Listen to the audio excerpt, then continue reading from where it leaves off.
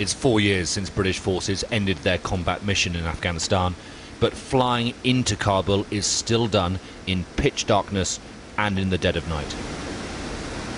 At the request of Washington, the British government has sent 400 more troops to the country, and we flew in with some of them.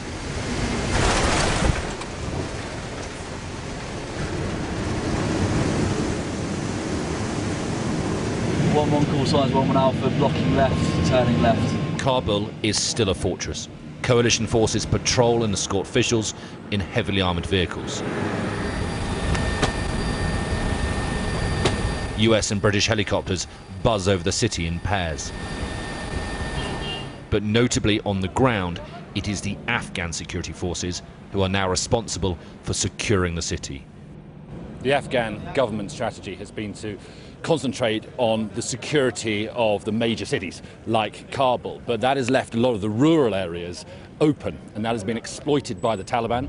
They've taken a lot of that ground and they use them as springboards in order to launch attacks in major urban areas, and often to deadly effect. Last month, a suicide bomber blew himself up and killed 48 students at an education centre in Kabul. Islamic State claimed responsibility for that one.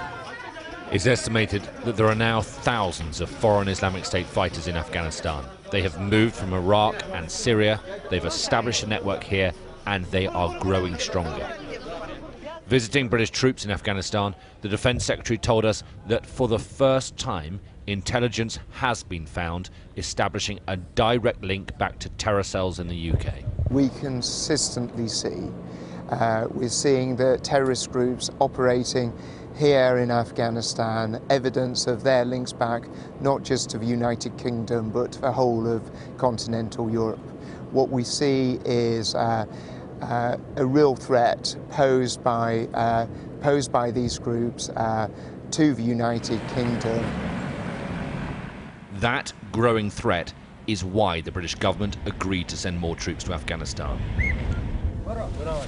One of their jobs will be training new recruits at this officer training academy in the hills outside Kabul.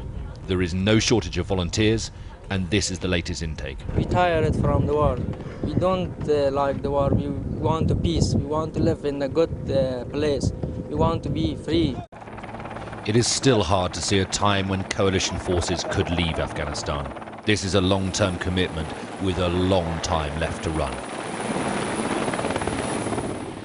Peace talks have been proposed and might well happen. That in mind, though, every side is now trying to strengthen their hand, and that will almost certainly mean more violence. Alistair Bunkle, Sky News, Kabul in Afghanistan.